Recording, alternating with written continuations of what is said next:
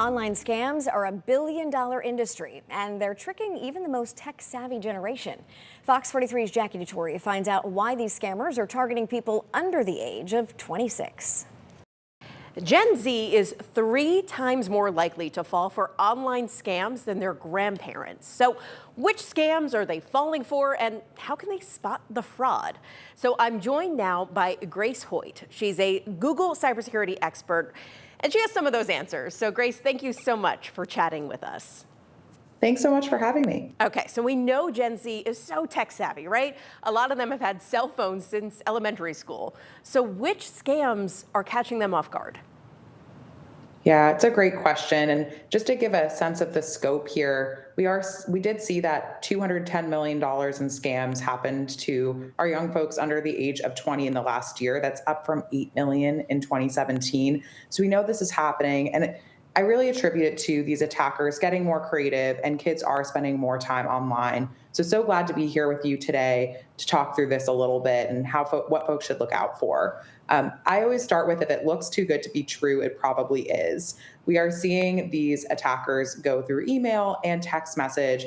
So I recommend that folks don't actually click on a link that comes to them, and they go to that site directly themselves. They're often impersonating trusted sources, such as a bank, such as shops that folks frequent, even a friend or person someone knows. So we really want folks to actually go right to that website themselves, as opposed to clicking on a link that's coming into them. Anything that's rushing you to give your personal information, or a deal that's about to time out, that's something we really want people to be aware of, that's probably someone trying to get into your account as opposed to a legitimate source.